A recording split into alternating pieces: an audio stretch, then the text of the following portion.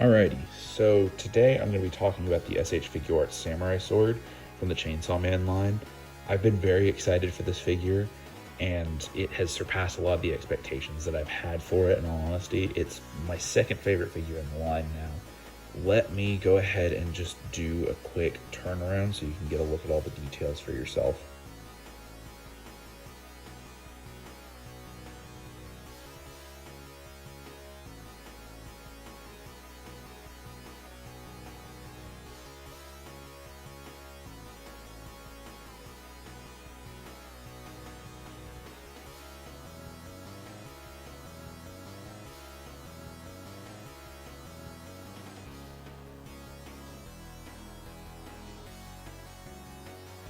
So now that you've had a chance to look at all the details for yourself, I wanted to throw my thoughts into there as well. My biggest issue with this figure is the aesthetic, since as you can see the blood splatter on here is very blobby and cartoony compared to the Chainsaw Man, and on top of that there's a complete lack of shading in this figure. As you can see, it's all flat colors and that face really shows it. But let me bring in Chainsaw Man real quick to show this. You can see on the arms as well as on the fingers, there's little bits of kind of tan shading to help bring the skin to life more. And you can also see on the chainsaw, there's these very natural looking blood splatters. On the rest of the figure, like the shirt, there's also this deeper, like almost gray shading to help bring the figure to life, which is missing on Samurai Sword. So beyond the aesthetic, the articulation is probably the best thing about this figure.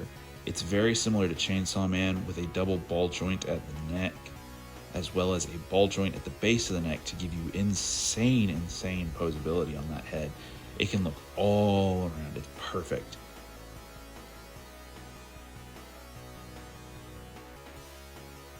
For the shoulders, it's the exact same as Chainsaw Man, that really nice strange butterfly joint that allows you to get anywhere you need to with that arm, with it still looking natural and rounded and everything at the shoulder, which is perfect. It can really also cross the arms a lot better, as well as get them all the way back to the back and cross at the back a little bit. The interesting thing about this figure is at the shoulder and bicep.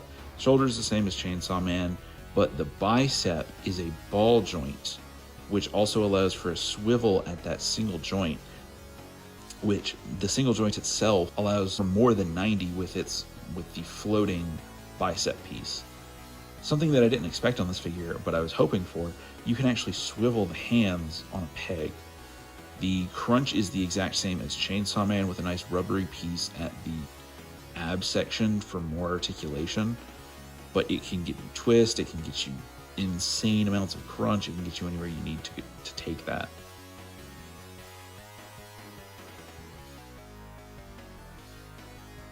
The groin piece is a hard plastic part, unlike Chainsaw Man, so you can't get the legs super far up there, but with that ab crunch, you can still get those insane poses.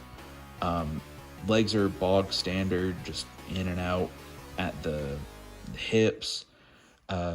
A ball joint at the thigh, which gives you a little bit of extra movement as well. Double jointed knees, ankle rocker, toe bend, the usual for SH Figuarts. Fantastic articulation that can get you any pose you can think of.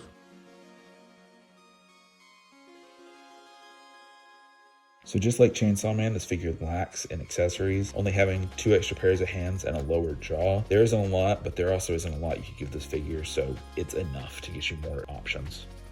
Swapping the parts out is actually super easy. I like the way they did the jaw better on this figure, if I'm honest, because what you do is you disassemble the whole head. You take the top off and the blade off, and then you switch that out for the bottom jaw. The way it's keyed in, it is going to be impossible to screw this up, especially with that added extra bit of molding on the bottom of the sword.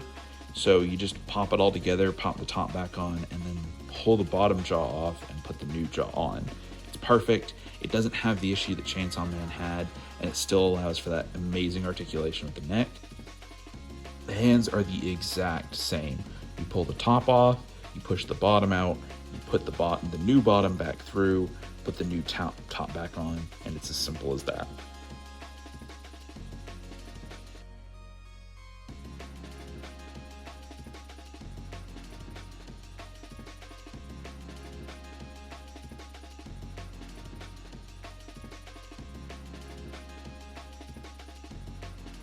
With the same kind of articulation scheme as Chainsaw Man, you know this guy is going to pose like an absolute beast. So here's a couple poses that I threw together while I was filming.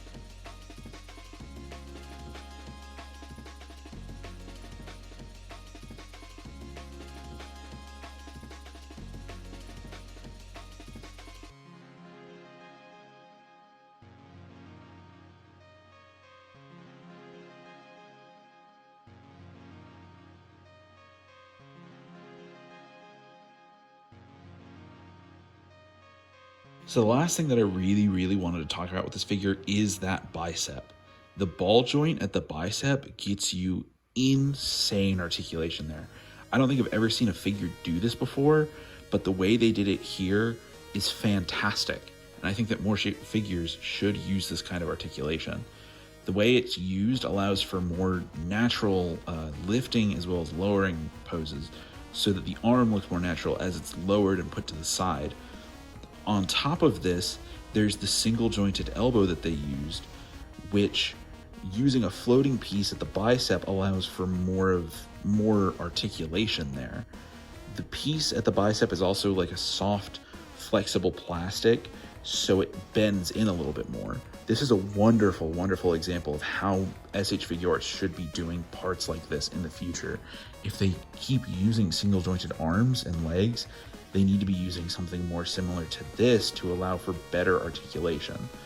On top of that, there's also the flexible coat, which is really nice, but at the same time, this is probably the weakest use of flexible plastic. This coat does not bend enough, and it refuses to stick in one position. So it'll keep going back to its old position, meaning getting that crouch pose is going to be more difficult because of that coat wanting to return to its normal shape. So overall, this figure is utterly wonderful. It's my second favorite figure in the line for a good reason. It has the same posability as Chainsaw Man, while being just a bit bigger and having some extra small things that make it really nice. The only thing, again, is that aesthetic. If it had some shading and extra coloring and whatnot, it would be perfect. I'm going to give this figure an A. If you're going to get any figure from this line that isn't Chainsaw Man thus far, this is definitely the one to go with. It really does suck that there isn't as much shading, and I wish that we'd be able to get different option parts for his human form, because I feel like that would be super easy for them to do. But at the same time, as it stands, this figure is wonderful. So if you're looking to pick this figure up, I would absolutely do it. I can highly recommend this figure. The biggest thing when it comes to articulation, maybe, or QC or anything like that, my ankles are a little loose. That's it. He still stands just fine. So again, highly recommend this figure. For figures that I'm more interested in, I'm going to be posting longer reviews like this, and for figures that I just want to talk about a little bit, or I have a couple issues with, or small things, I'll be making shorter reviews or just straight up shorts on them. So if you're interested in any of that, please subscribe, and I will hope to see you guys later.